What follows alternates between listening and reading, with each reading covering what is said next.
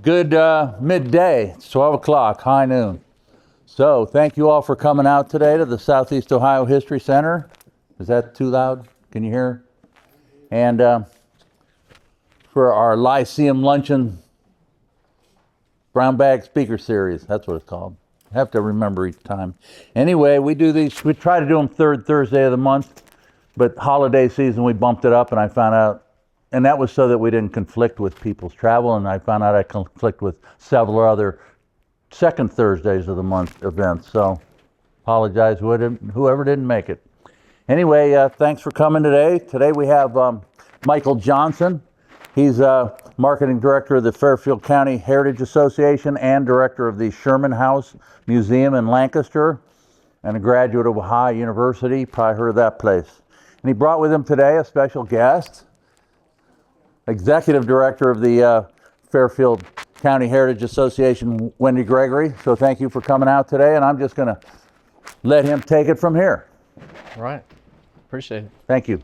Thank you.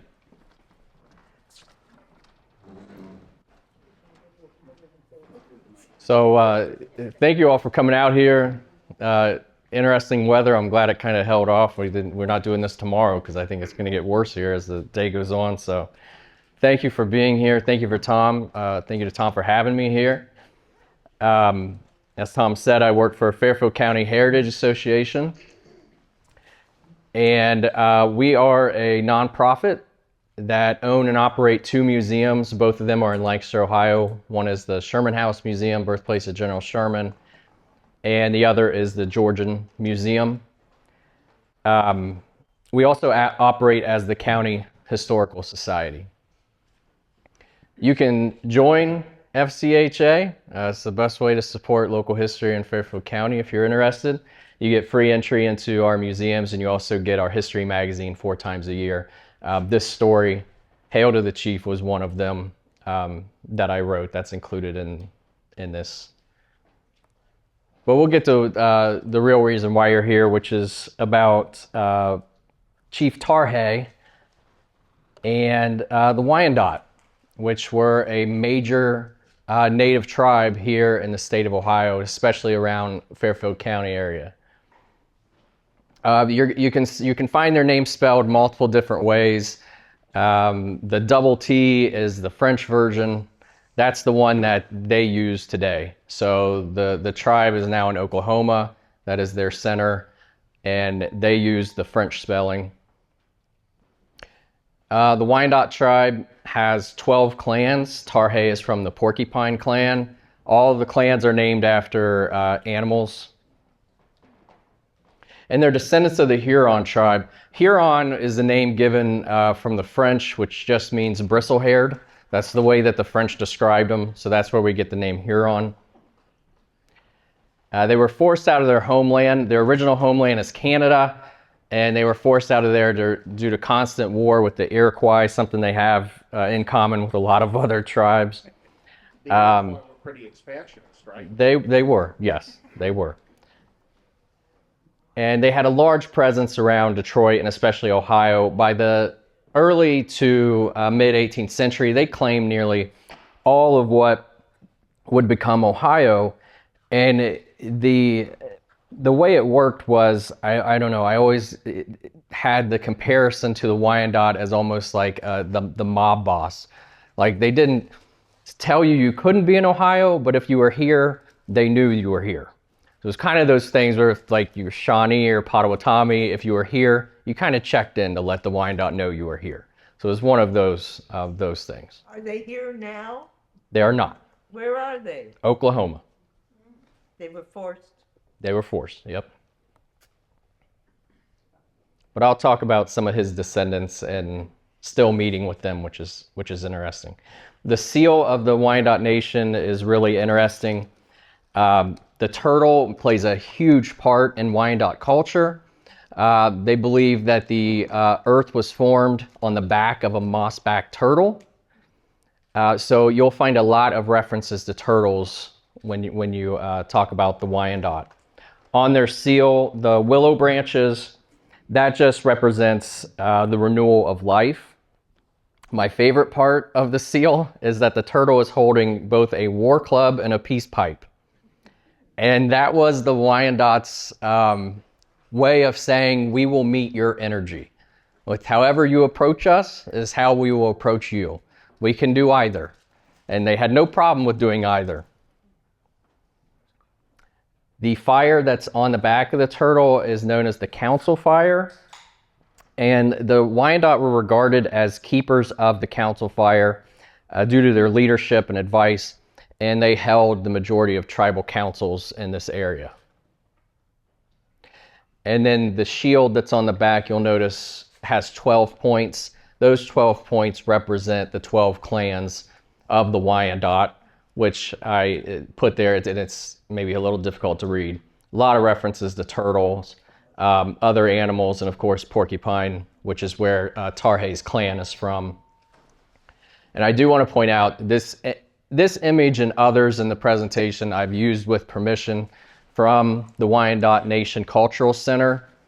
We have a good relationship with them. They're in Oklahoma. In fact, last summer, the descendants of Tarhe, his 7th great granddaughter and 6th great grandson, came to Lancaster. And I got to show them around the original Tarhe town, and it was so cool. So they brought prayer beads and said a prayer for the Wyandot and for Tarhe around his spot where we figured his wigwam was. Got to take him up on Mount Pleasant, which is a big sandstone formation. If you're not familiar with Lancaster, you can see over the whole city. So we've got good relationships. It's neat to be able to talk to them. So who was Chief Tarhe? This is a rare early image of him. I find no other references to him looking like this, so I don't know if this is a bad drawer or Tarhe just changed a lot over the years. But it doesn't look anything like the typical portraits. He was born near present-day Detroit around 1742. In his name, you hear a lot of different types of pronunciations, and you can see some of them there, whether it's Tarhe, Tarhe, Tarki. Now, I will admit, for upwards of 4 decades, he was Tarhe to me. So in Lancaster, we have a school named after him, and it's Tarhe Elementary. And we have Tarhe Street, and we have Tarhe Run, which is a stream off of Hocking River. Everything's Tarhe, Tarhe, Tarhe. And the descendants came and said, you know it's Tarhe? I said, I did not know it's Tarhe. Thank you for that. So we actually did a little video of his great grandson giving how to say it properly. So it's Tarhe. So during this presentation, if I do switch back to Tarhe, just ignore that, because I've got 40 years of getting that out of my head and trying to get Tarhe in. And I may do what the French did. The French just ignored all that and called him Le Chef Gros. Now that means Chief Crane or Mr. Crane. And they called him that because he stood around 6'4". That's where he gets the nickname the Crane. This is at a time when, you know, a typical U.S. soldier was 5'7", 5'8", and most people did not reach 6 foot tall. So he would have stood out very prominently. So he is known to have 2 wives. His first wife is said to be the daughter of a French Canadian that was captured. She fell in love with Tarhe and actually had the opportunity to go back to her father and said no, she was going to stay with Tarhe. They had a daughter named Mira, who got the nickname White Crane, and she is connected to the Zane family. If you're familiar with the Zane trace that comes through in Ebenezer Zane and the famous pioneer family, the Zanes, Isaac Zane, who is Ebenezer's brother, marries White Crane, marries Mira. So the Zane family is related to Tarhe through marriage, which is kind of neat. Similar story Isaac Zane was captured by the Wyandot, along with the other brothers. Ebenezer was as well. Around age of 9, Isaac was. And they let them all go, except for Isaac. There was something about Isaac that they liked, and they kept Isaac. And Isaac, similar story to Tarhe's wife, fell in love with Mira, and they ended up getting married. But there's, I think that's a neat connection to the Zanes.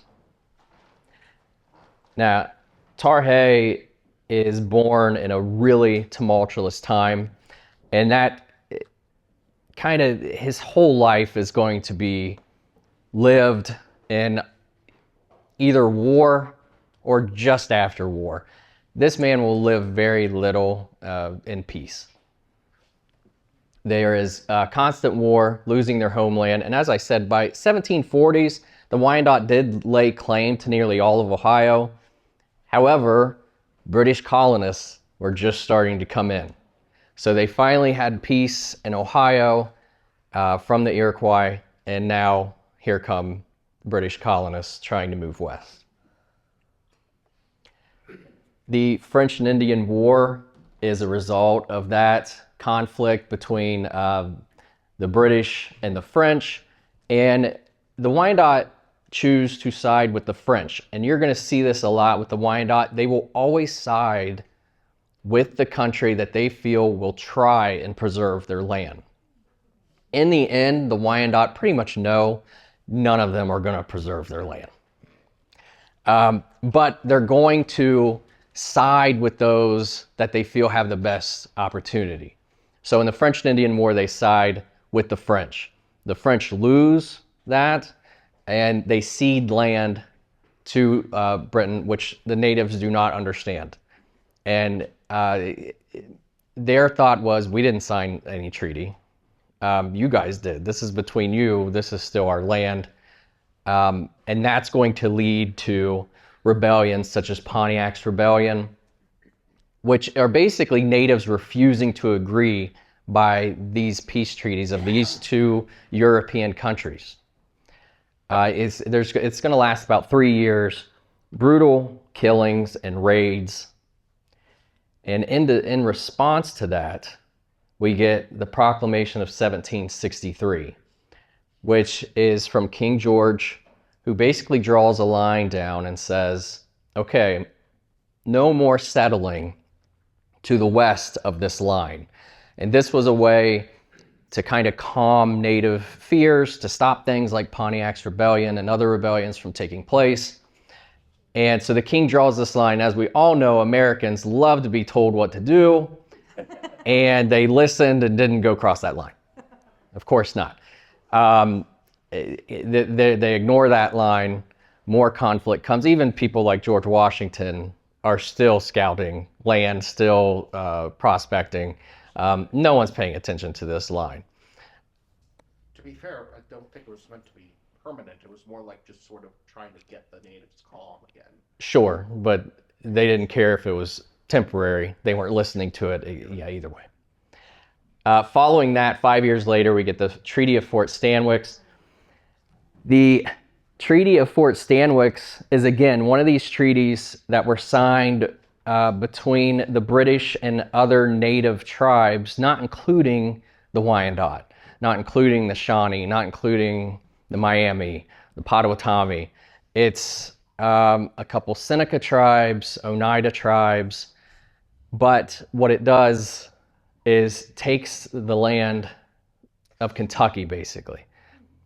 So you can see they're moving in around Ohio, and that Ohio River is kind of the border after the Treaty of Fort Stanwix.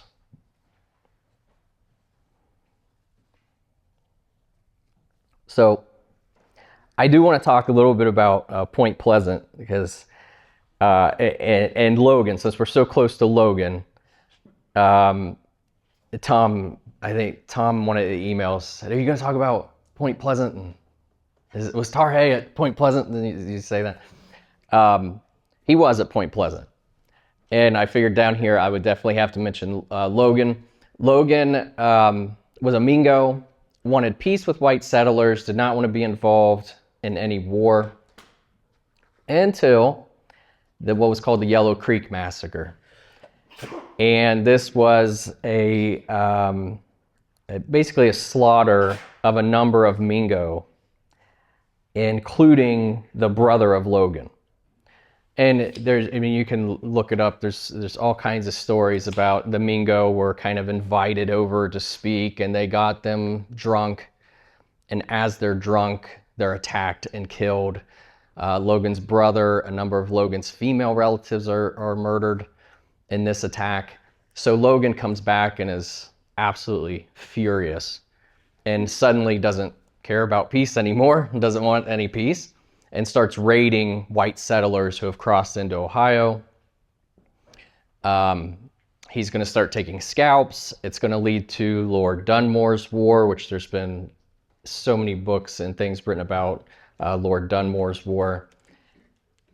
And really the only battle, the major battle out of Lord Dunmore's War is the Battle of Point Pleasant, led by a Shawnee chief named Cornstalk. Logan is actually not present at that battle, but Tarhe is, and he fought under another Wyandot chief at the time. Now,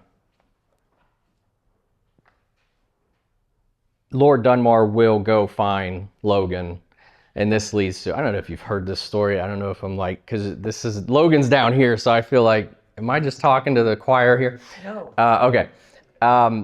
Logan is found in Pickaway County, Ohio, under an elm tree. He gives a famous speech called Logan's Lament, where he talks about how upset he was that he was such a friend to the white man, and there was never a white settler that was hungry around Logan.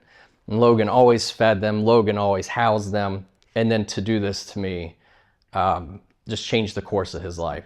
So that ended up being a famous speech. He gave that under an elm tree, which is where we get Logan Elm School District. That tree actually, by the way, getting off a little bit here, that tree actually lived until 1964. And it was sick from Dutch elm disease, and then also a thunderstorm ended up bringing it down. But yeah, it was around until 1964, I think it was. Logan's later life is kind of a mystery to a certain degree.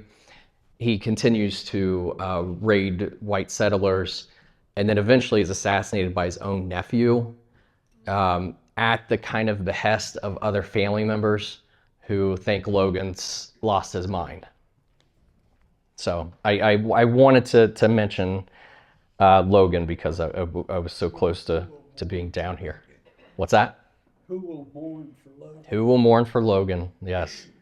Yeah, if you look up Logan's Lament, that's an incredible speech that he gave.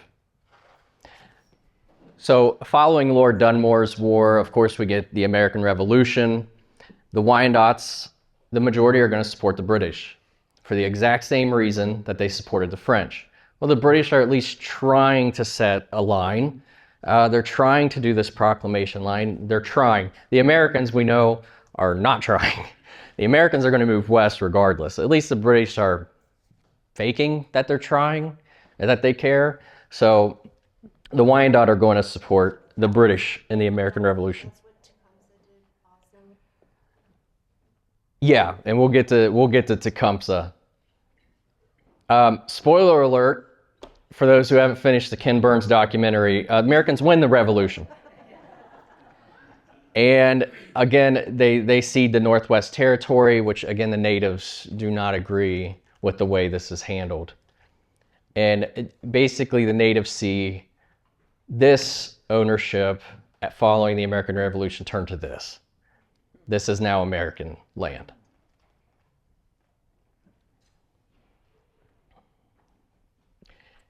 It is during this time that a new Wyandot chief is elected. Tribes begin to turn to the Wyandots. As I said before, they were seen as keepers of that council fire. And the chief of the Wyandots, in many cases, they spoke for a lot of different tribes. And 5 years after the revolution, now the Americans have an eye for Ohio, and now there has to be some sort of effort all of this war, all of this lost territory. Congratulations, Tarhe, you're the new chief of all of this. Figure this out. So Tarhe becomes what they call the Grand Sachem, which is just basically means the principal chief of the Wyandot. Pomakan dies, who was the chief before him in 1788. Tarhe is elected the new chief. He's 46 years old, and it's the first time a member of the Porcupine clan was elected chief of the Wyandot. With encroaching Americans and now no European ally, the natives need to come together. And this is a pivotal moment for natives. This is a pivotal moment for the Wyandot. And the question was he ready? Well, there was a Methodist minister, and he wrote a book called Life Among the Indians. And this is how he described Tarhe: as cold, deliberate, and firm. His wisdom and counsel, as well as bravery in war, gave him great influence. All who knew him, whether white or red, deeply venerated his character. Affable and courteous, kind and affectionate in his feelings, stern and unyielding in his integrity. As a warrior, he was among bravest of the brave, but Indian as he was, no stain of cruelty, barbarity, or injustice rests upon his character. So that is what a Methodist missionary, his name was James Finley, had to say about Tarhe. So he felt that they had definitely elected the right person to lead them during this crucial time. So after his election, Tarhe Town basically becomes the center of the tribal council. Tarhe Town was Lancaster. Before it was Lancaster. Before it was New Lancaster. So it was New Lancaster for 5 years before they voted to take the new off. But before all of that, on maps, it's Tarhe Town. And if you're familiar with Lancaster, this will make sense to you. If not, I'm sorry. It's on the south side of the city of Lancaster. The Hocking River runs... Where am I? Can I do this or not? Maybe? No, you can't. Okay, it doesn't matter. I'll come over here. The Hocking River runs right here. This is Tarhe Run, which is a stream that comes off. And then his wigwam was said to be somewhere in this area. And then all the Wyandots in a circle just kept circling out. So they kind of surrounded him. He was at the center. At the time that the first white settlers start making their way through what would become Lancaster, they note that there were 500 Wyandots in this area at the time.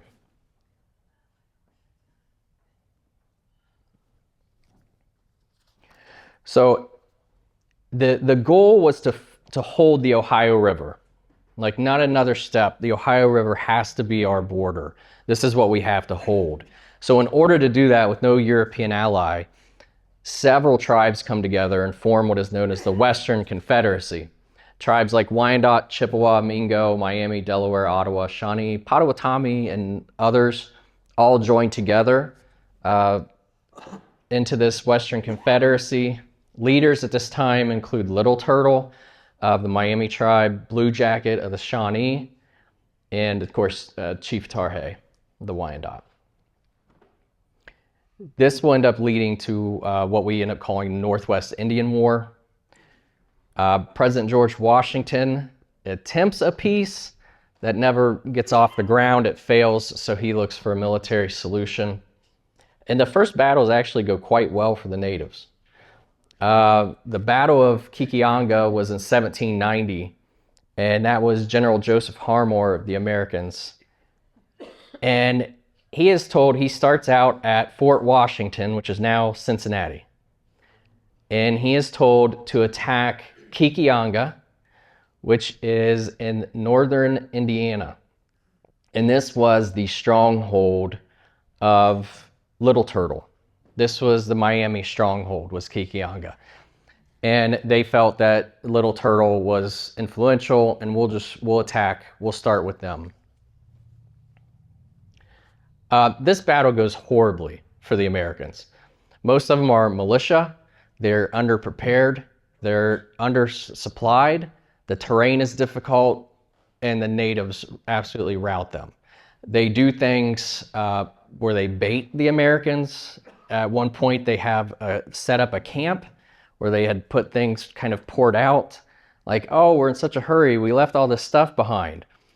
And the Americans arrive at the camp, they put down their muskets and start going through the stuff, and the natives are in the trees and come out. Another one where a native runs out, oh my God, I'm so surprised. Look at all the Americans. And starts running, they chase him, he leads them to an open field of natives. So it's just smart warfare from the natives, and it doesn't go well for the Americans. Americans lose between 200 and 300, with natives losing around 100 to 150. Now, I will say native numbers can be a little off. We're never quite sure. There's no natives didn't keep written records for the most part. So native numbers are kind of difficult to ascertain, but most will tell you is about 3 times less than what the Americans experienced in this battle. So Harmore is sent away, and Washington replaces him with a man named General Arthur St. Clair, who will fight the Battle of Wabash, which is also known as St. Clair's defeat. So you know where this is headed. Washington says to St. Clair, I want you to capture Kikianga. So again, they started Fort Washington with the idea of doing exactly what Harmar did, marching up to Kikianga and attacking it. This time, they decide to camp near the headwaters of the Wabash River before they get to Kikianga. The natives know they're there. The natives have eyes all over the place. They know exactly where the Americans are. During the night, the natives will surround their camp. And they do something really interesting here. The natives group themselves by similar languages. So in the center, you'll have Little Turtle and Blue Jacket, because the Miami and Shawnee had a similar language pattern. On the left, you'd have the Potawatomi and Ottawa. And on the right, you'll find Tarhe with Mingo and Cherokee, because they had a similar language structure. This allowed them to make sure that the communication, there were less communication problems that they would have to worry about. It works really well. This battle only lasts about 3 hours. It's an absolute slaughter. It does not go well for the Americans whatsoever. It's the largest defeat that they suffer by Native Americans. The casualty rate was the highest percentage ever suffered by a U.S. Army unit. In the end, American losses, 918 killed, 276 wounded. That's out of around 1,400. The natives, 21 killed, 40 injured. This is a complete disaster. Just an absolute slaughter. Washington is so irate, he actually wants St. Clair investigated by Congress as to what happened. Now, I will say, Congress does look into this and sides with St. Clair and says he was underprepared and didn't have the equipment and resources necessary. And he'll actually become the governor of the Northwest Territory. Town named after him, right? Yeah, yeah. So something else is. Hold on 1 second. Oh, There's a town named after St. Clair. yeah, St. Clairsville. Yeah. Sorry, I didn't. Didn't Washington warn St. Clair beforehand, don't be surprised? He did. Yeah. And he was. Yes. Yeah. Well, and the king told Washington to not cross the line, and he did too. So, everybody doesn't listen all the time, do they? Something else is happening here that's really interesting, and that's the British are watching this. And the British are taking notes that the natives are winning. They still had a presence in the U.S., even though they weren't supposed to, mainly around Detroit.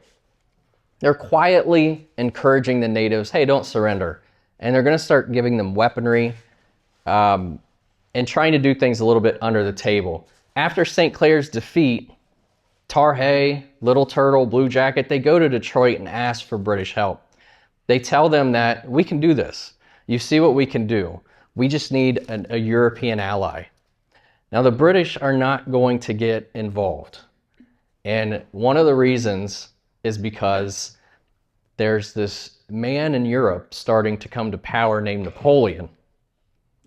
And they're going to be a little bit busy with that. So they have no desire to get back into that. I didn't hear the name of the person. Napoleon. Oh, Napoleon. Yeah, this is around the time of Napoleon coming to power. So they're more concerned about Europe affairs and not America at this point. But they're going to say, we're going to offer safe haven. And this is a very important point that will come back to bite them in the end. They're going to construct a fort that they are going to tell the natives that they can retreat to if they need it, that the British will offer them a place to come, but we're not going to get into the war. Washington, though, will change his strategy. He's going to appoint General Mad Anthony Wayne. Depending on what history book you read, he got the name Mad because of his tactics or because of his mouth. Probably a little of both. But Wayne is a lot different than the others. He's not going to attack right away. In fact, he watches the natives and he trains and builds an army for 2 years before he engages. During that time, he's going to start to build forts and recruit troops. He's going to build Fort Lafayette. He's going to resupply and rebuild Fort Washington. And then he's going to build a fort called Fort Recovery at the point or at the place of St. Clair's defeat. And these fort names have meaning. Fort Recovery, he was trying to show them that yes, this was a terrible loss, but we've recovered. We're still here. We're not going anywhere. The fort that the British construct is Fort Miami, which is Toledo area. And in response, Wayne will build another fort called Fort Recovery, or Fort Defiance, excuse me. And Defiance is built right between Fort Miami and Kikianga. And it was named Defiance because Wayne was telling them, I defy you, either one of you, to attack me right now.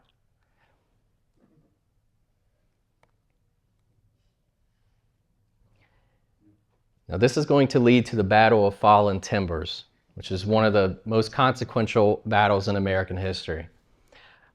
Wayne will ask to speak and will ask for peace before the battle. And Little Turtle and Tarhe actually favored peace at this point. They didn't like Wayne. Wayne was different. And Little Turtle called him the general that does not sleep. Between Recovery and Defiance, just to tell you a little bit about Wayne, at Fort Defiance, a tree falls on Wayne and knocks him unconscious. He wakes up the next morning and rides and starts building the next fort. Just doesn't stop. Little Turtle notices that, and we're not dealing with the same. This isn't Harmar and this isn't Saint. This is something different that we're dealing with here. Now, Little Turtle and Tarhe are still going to fight, but they're going to take a step back from the leadership in this one. And Blue Jacket, the Shawnee warrior, is going to come up with the strategy. And he selects a site for an ambush near Fort Miami that the British have built that says they can go for safe haven. And it was a good plan. A tornado had recently gone through, knocked over lots of trees. And Blue Jacket felt like if we can get into those downed trees, into that area, they can't use their cavalry on us. And so they hid amongst the downed trees. They prop out trying to surprise the Americans. But this is Wayne's army. These are not inexperienced militia. When the natives attack, they expect them to do what the militia did, kind of break apart, maybe nervous response a little bit. Wayne's army does not. Wayne's army fixes bayonets and charges into that area of the downed trees.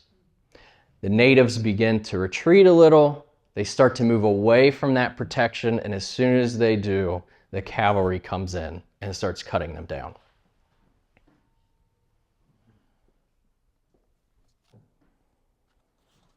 So this is an image from the battle of Fallen Timbers. And what happens here is, although the death toll is not as big as some of the other battles we've seen, the people who die in this battle are very consequential.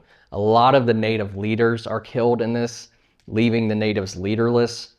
And that's eventually what breaks them apart and sends them for a retreat. No tribe, however, is going to suffer more in this battle than the Wyandot.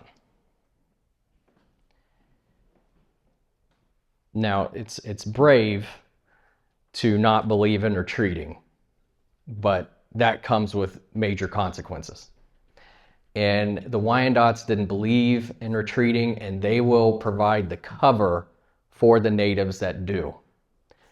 Chief Tarhe, see, I did it, I caught myself. Chief Tarhe will have his elbow crushed, and he loses the ability to use his right arm for several months. And he is the lucky one. Depending on the numbers that you find, 13 Wyandot chiefs enter this battle.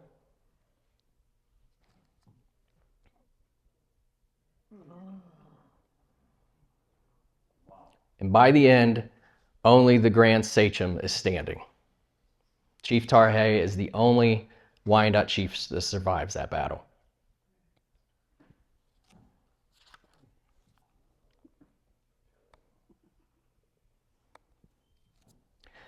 The natives head to Fort Miami for that safe haven they were promised. They were all told before the battle where to go in case it took a turn. So they all head to Fort Miami, which is right near the Battle of Fallen Timbers, and they find the doors locked. The British will not let them in. The British are not willing, and they make a decision then and there, they're not willing to start a war here again. And natives will die at the gates trying to get in. Now, Wayne will end up circling the British fort. He'll whistle at them, trying to bait the British to come out. The British do not come out. They don't open the door. Wayne then will march to Kikianga, which was always the original goal. He will raise the village and establish Fort Wayne, Indiana. So what we know as Fort Wayne, Indiana. There you go. There's your Jeopardy question. You're asked Fort Wayne, this is how Fort Wayne is established. It used to be Kikianga, Little Turtle's stronghold. Yeah. There's an interesting bit of trivia. Did you know that, this is just because you mentioned Fort Wayne being named after Wayne. Did you know that, Batman's secret identity, his last name of Wayne is a reference to Anthony Wayne? Is it? Yes. I didn't realize that. Yep. And No. his name Bruce is a reference to Robert the Bruce. No, that, I didn't know that. Yeah, I didn't know that. No. Interesting. He would have got to Kikianga a lot quicker in the Batmobile. But that's how Fort Wayne came about. Right. No, I like it. I'm a dad. I love the dad jokes. I'm right there with you. Didn't the British promise cannons as well and didn't deliver? The British promised a lot of things there. Yeah. So this is going to lead to the Treaty of Greenville. The Western Confederacy is broken. They realize they don't have the numbers, the firepower. They no longer have a British ally. They know that they cannot be an American military that's well-trained and well-prepared. Little Turtle, Blue Jacket, and others agree. Tarhe will lead the effort, the peace effort. He'll be the first to sign the treaty, which was signed in August of 1795. This is a famous portrait that you can find in the rotunda of the State House in the Ohio State. This is the largest painting that's there.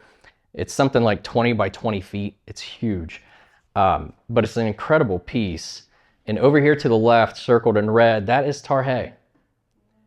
Sitting next to Tarhe is Blue Jacket. You can see they're talking. Down here is another Wyandot chief that his name was Leatherlips. Have you heard of Leatherlips? Okay, that's Leatherlips. This is Little Turtle. This is Wayne. And interesting, here is Meriwether Lewis, and that's William Clark. That's yeah, Lewis and Clark. And then this is the future president, William Henry Harrison, standing right here. So this painting is amazing with all these types of figures that are in here. Can I make a statement here? Yeah. You know, of course, the Blue Jacket was a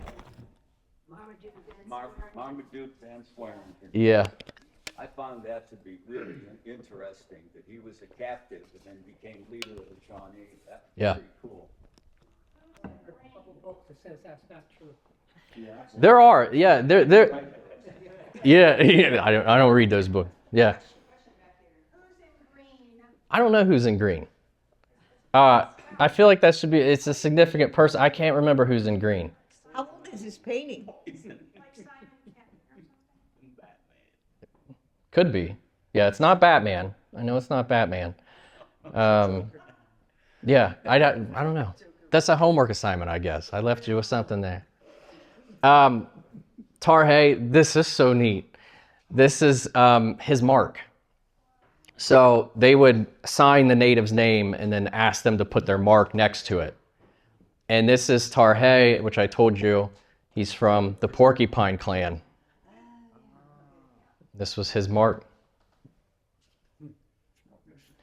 Now the Treaty of Greenville is going to isolate the natives in Ohio. It's going to cut a line through the state that's going to create this northwest area and designate those native lands. And Tarhe Town falls outside of that. So unfortunately, Tarhe loses his town, but he's willing to do that for peace and to save his tribe. The majority of the Wyandot will move to Upper Sandusky in what will become Wyandot County, aptly named, in the Fremont area up there as well, where the Hayes Presidential Museum is located. That is where the majority of the Wyandot will go. Now, I'll point out, there were natives in Lancaster until about 1812. Lancaster never enforces the treaty. They never ask for the Wyandots to be removed. They never have any issues with them. And in fact, we have accounts of white settlers' children playing with the native children. And they would have games down at the original Tarhe town with wrestling and running between the children. Just really interesting, but they never enforced that treaty. The natives around 1812, Lancaster's population starts to grow. It makes hunting more difficult and starts making it hard for the Wyandot to live the way that they want. So they eventually move to Upper Sandusky area. Now, not everyone agrees with this compromise, and not everybody feels good about the Treaty of Greenville, and one of them is a Shawnee leader named Tecumseh, who was at the Battle of Fallen Timbers. Born in Chillicothe, he becomes the biggest critic of the Treaty of Greenville, along with his brother, Tenskwatawa, which is the only time I will say that name, and I'm so happy I got through it. We'll refer to him as the Prophet. The Prophet was his name. Most everybody knows Tecumseh, but I think a little less is known about the Prophet. The Prophet was actually the leader between these brothers. People were following the Prophet. These two brothers, I heard it described and I love it, is if these two were in high school today, Tecumseh would have been the star quarterback, the jock, the friend that got all the girls, the popular guy that's always at the parties. And the Prophet would be the nerdy brother that gets left out and not invited to anything. So that's how I always think about these two brothers. The Prophet kind of failed at everything he tried. He tried to be a healer, and that didn't go well. He tried to be a warrior. That one even worse. If you see this image, his right eye looks a little different. That's not a mistake. He blinded himself with his own arrow. Shot himself in the eye when he was thought he could be a warrior. So that's kind of how it went for the prophet. But the prophet will become a major leader, and it starts with drinking. He becomes a drunk, and in one of his stupors, he falls and hits his head. When he comes to, he claims to have had a vision. Over time, he claims to have more and more visions, and ends up believing that he's been chosen, he's a prophet. That's where he gets his name. And people, natives, will start to buy into this. And his goal is to create Prophetstown in Indiana, where the natives, he's seen the vision, they're going to unite, and they're going to push back the Americans. So they form Prophetstown. But I should point out, most Shawnees will not follow these two. The principal chief of the Shawnee was Black Hoof, and he was aligned with Tarhe. And that is where the majority of the Shawnee are going to go.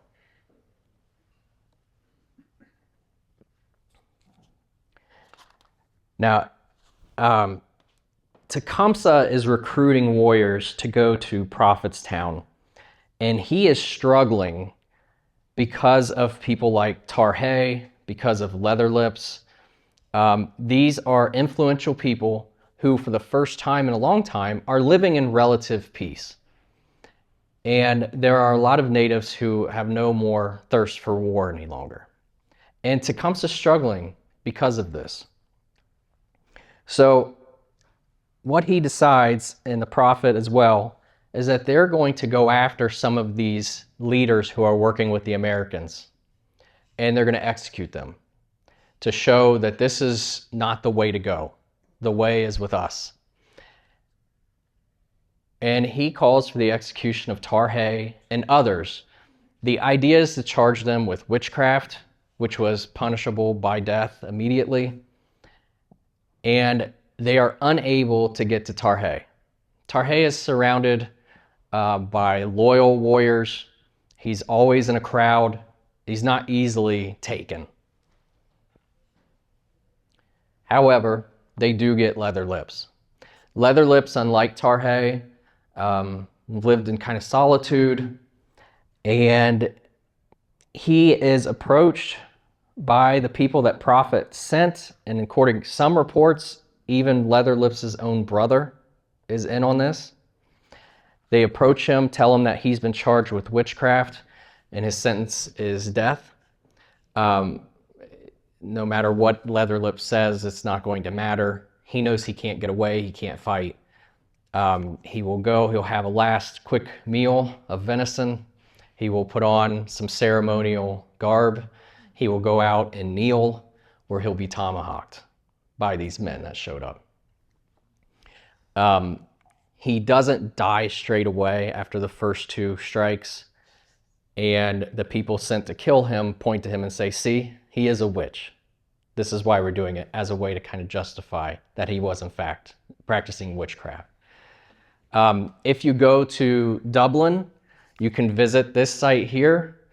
This is Chief Leatherlips, and you can actually get over here and walk up and stand on the top of his head, and it looks out on the Scioto River. It's absolutely beautiful. So if you're in that area, look this up. It's really interesting to see, and they have like historical signs around there. Yeah. Dublin, yeah. I forget who put that. I think it was the Historical Society up there that had put that.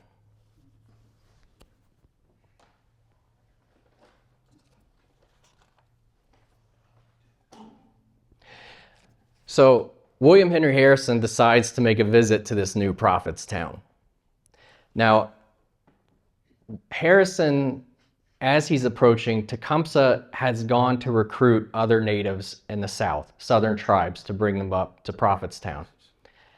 And he tells the prophet do not engage with Harrison. Don't even look at Harrison. Don't talk to Harrison. Don't say anything. Don't start anything with him. Well, Harrison camps at this place called Tippecanoe. And Prophet has a vision. He has one of these visions, and it's of victory. So he's going to not listen to his brother Tecumseh, and instead he's going to attack. And you can go to Prophet's Rock, where apparently he stood and cast spells onto the natives. And he said he had visions of victory, of capturing Harrison, and this was the start. This is where we come back. And I see in these visions bullets bouncing off of us. The American bullets can't penetrate us. So they all attack the camp of Harrison. And unfortunately, the bullets do not bounce off. It goes absolutely horrible for these natives, who are easily defeated by Harrison, who then burns Prophetstown to the ground. Tecumseh returns absolutely furious. The only reason that the Prophet was not killed is because he was the brother of Tecumseh. Tecumseh would have killed anybody if it would have been anybody else, but he leaves Prophet alive. Harrison, by the way, will end up using Tippecanoe, that victory, to propel him to the presidency. I'm sure you've heard Tippecanoe and Tyler too. That was the slogan that he used to win the presidency. Is Prophetstown a current city or town? No. What was it near? It's near the border of Indiana and Ohio. Central. Yeah. So then we have the War of 1812, and U.S. and Britain at war again. And the British start to make promises to entice the natives once again to join and fight against the Americans. Now, Tecumseh jumps in immediately, and the people that follow Tecumseh and the Prophet jump in immediately and will decide to fight for the British. Tecumseh sees this as his last chance. This is a European ally. This is an actual war. We have an opportunity here. This is our last chance to actually defeat the Americans. The British, even though they had Tecumseh, wanted more. They wanted the Wyandot. Now, some Wyandot will leave, and they will fight with Tecumseh. One of the main ones is a chief named Roundhead, was a big warrior. He was a Wyandot. He'll decide to fight with Tecumseh. But they do invite Tarhe to speak with the British. And what occurs is, it could be a scene out of a movie. They hand Tarhe an image of King George, and they start going through these promises of what the British will do for the Wyandot if they fight for them. Tarhe will take that image of King George, and he says, we have no confidence in King George. He is always quarreling with his white children in this country, and then he gets his Indian friends here to join with him to conquer his children, and promises if they will fight for him, he will do great things for them. And then in red is the important thing. This is what comes back to bite him. So he promised if we would fight Wayne, and if he whipped us, he would open the gates of his fort on the Maumee and let us in. But instead of opening the gates and letting us in, you shut yourselves up in your groundhog hole and kept out of sight while my warriors were killed at your gates. He then takes out a picture of George Washington. And he said, this is now our great father, and for him we will fight. He then takes that image that he's given of King George and takes out a tomahawk and strikes it in front of everyone and says, and so we will serve your great father. At this point, he's threatened by a British officer who tells him that he will live to regret that. And Tarhe tells him, this is my land and country. Go home to your own land and tell your countrymen that Tarhe and his warriors are ready and that they are friends of the Americans. At the age of 70, Tarhe would head into battle in the War of 1812 alongside William Henry Harrison. He will fight alongside Harrison in the Battle of Thames in 1813. A force of Americans and natives force a British retreat at this point. Tecumseh is on the other side with the British, fighting the Americans, fighting Tarhe, fighting Harrison. They will not retreat with the British. They will stay and fight. At this point, Tecumseh and his warriors were left behind. Tecumseh is shot and killed. The person most often given credit for this is Colonel Richard Johnson. No relation that I have found. Is the one that is credited with shooting Tecumseh. He will use this and actually become vice president under Van Buren years later. Tecumseh, has anybody seen the drama in Chillicothe, the outdoor drama? It's fantastic. But the point at the end, do they still carry him out, Tecumseh's body at the end? That did not happen. Tecumseh's body is stripped, scalped, and they take everything from him. They take anything that was on him as mementos to take back. When they run out of things to take, there are people that actually will carve pieces of his skin and take it. He's not carried out, but it's a lovely part of the show. Lovely part of the show. I understand Hollywood and how this stuff works. Did not go that well. Did Johnson kill him? Yes. Johnson is credited with the one who fired the shot that ultimately kills him. Now the prophet will go into exile in Canada. He does not fight in this battle. He doesn't do that. We know because he shoots himself when he tries. He'll go into exile in Canada. He'll eventually return to Kansas, where he'll die alone.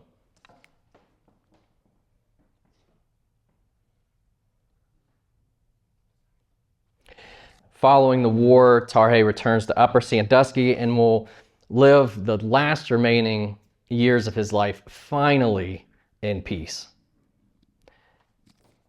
Now, what's interesting is the common date is 1818 for his date of death. In fact, if you Google Tarhe date of death, 1818 will pop up.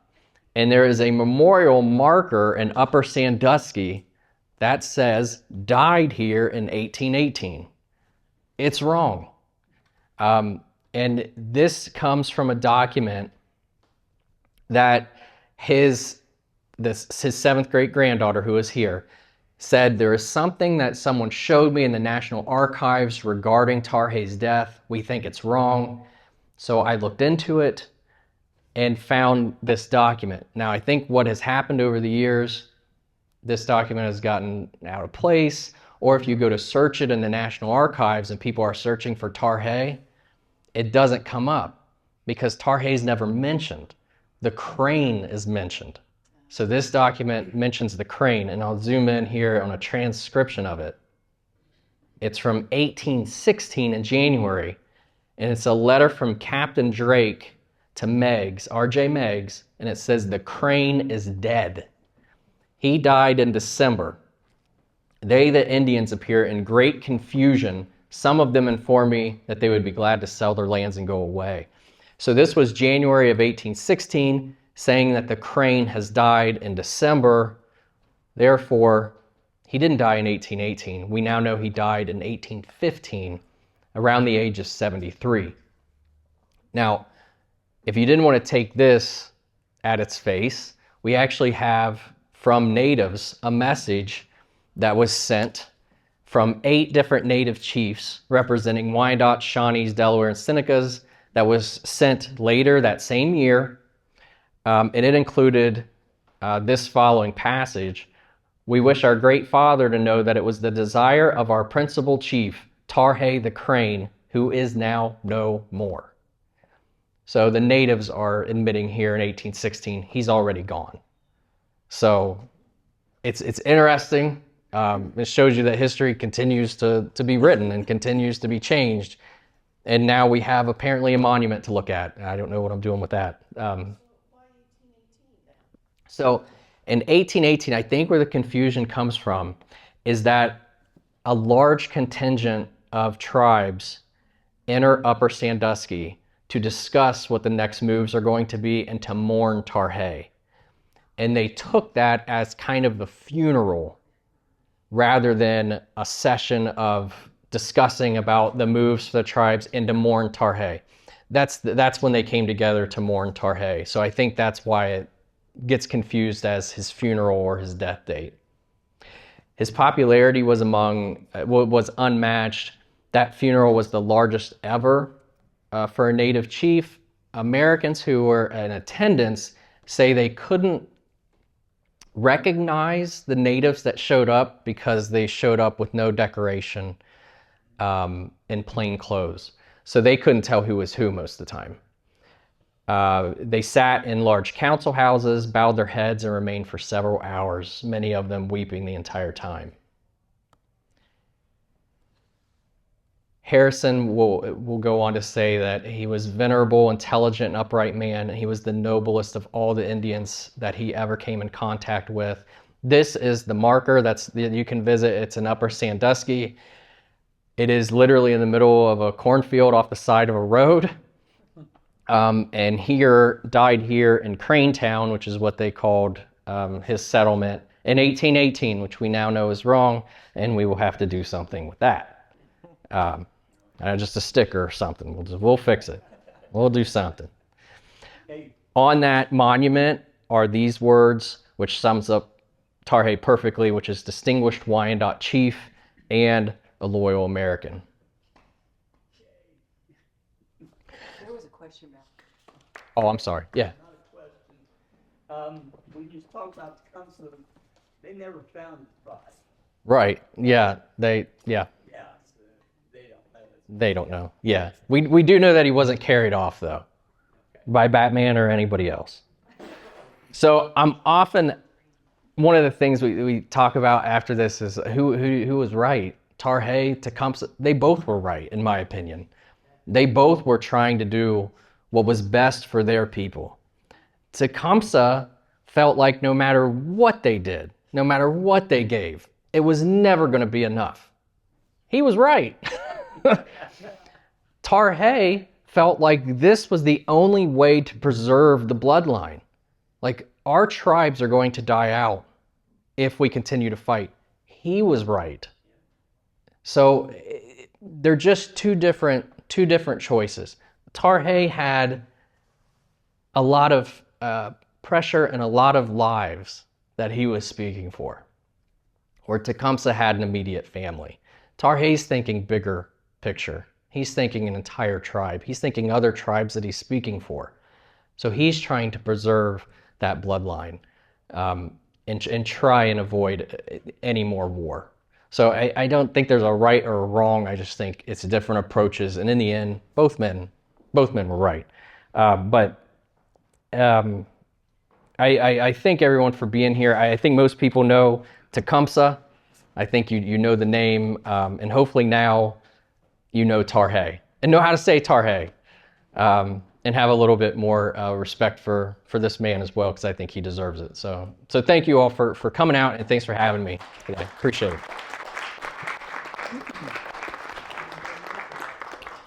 Anybody have any questions? Yeah. When you talk about the symbol, you didn't mention are they two crossed rifles? Are they? Oh, up here Yeah. or at the bottom? No, right here. This is the campfire. That's logs for the fire. Yeah, but I can see why. Yeah, I can see why you. Yeah. Yep. Where in Oklahoma are they now? Wyandot, Oklahoma, Why not? and it's near the border of Missouri. So there's only one Wyandot reservation where there's the Nishani. No, there is one in Kansas as well. Yeah, and there is a spot in Canada. Oklahoma is the largest. Yeah. Because people left at different times or got taken. Absolutely. Yeah, and the Wyandot are the last to leave. They're the last ones forced out of Ohio. Do you know if 1842, I believe, was. Nishani were forced out of And they were loaded onto canal boats, Yeah. taken down the Miami Canal to Cincinnati and shipped out west. The Wyandot were so good at assimilating, they had trouble determining who was who. they had did a great job of assimilating with American life that they struggled to figure out who needed to go and who could stay. Right. Yeah. But in the end, Tecumseh was right about that. We sent them to Oklahoma with all that wonderful fertile land out Isn't that great? Yeah. Yeah. They gave up Ohio for, yeah. I mean, Now they got casinos and oil wells. Yeah, that's. Yeah. Well, to be fair, Oklahoma grows a lot of. what's that?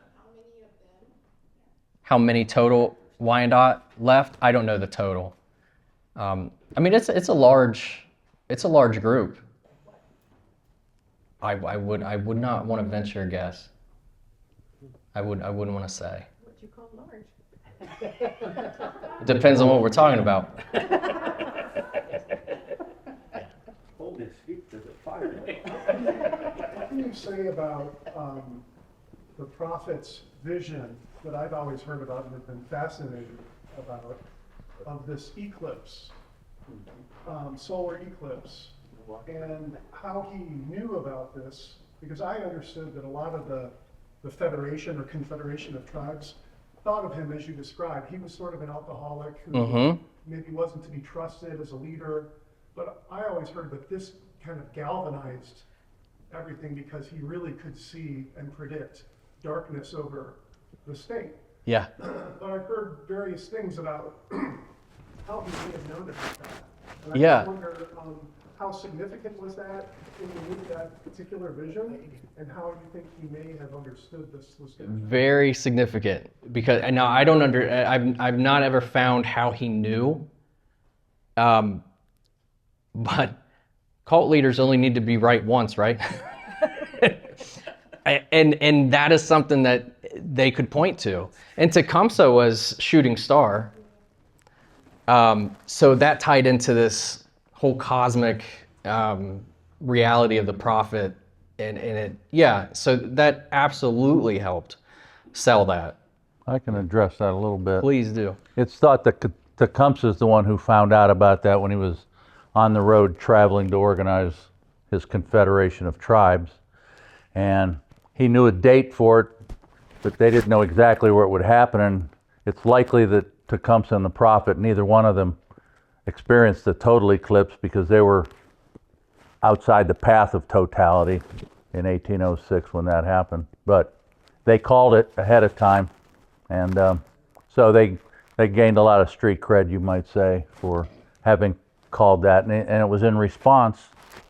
One of the things Harrison had done is send a note after the Battle of Tippecanoe, I believe, to the leaders of some of these other tribes saying, don't follow Tecumseh and his brother, the prophet. They aren't prophets. They don't have any powers. And he specifically said, if they do, have them make the sun stand still in the sky, the moon to change its course, rivers to flow backwards, and dead to rise from their graves. And so Tecumseh and the prophet worked out, that's a pretty big challenge. Yeah. So having learned about that thing on the road and been inspired possibly by the challenge, they came up with that. And it was several months out into the future when it was going to happen when they told people that. So, and I'm not sure how factual they were on the date that it was going to happen, but if they called it that it was going to happen in the broad daylight someday in the short distant future, and it happens, why would you question anything they have to say? Right. Not on the 6 o'clock news in those days. Right. I heard it was like some scientific guy that lived in Chillicothe. Tecumseh visited him and he knew about it, told him that. Yeah, I think Tecumseh is the one that came up with that. Yeah, the other question I had about one of your slides, you said Tecumseh was born in Chillicothe. And I understand Chillicothe is a name that has very different places. And that the place we know, and like I've heard that he was from closer to Urbana. But I wanted to clarify that. Yeah, I've heard the same. And I think this kind of goes back to the oral traditions of native tribes and the difficulty it is a lot of times to pinpoint certain things, whether it's numbers or whether it's places. It's kind of like the game of telephone where at the end you end up hearing different things. But yeah, I've heard that as well.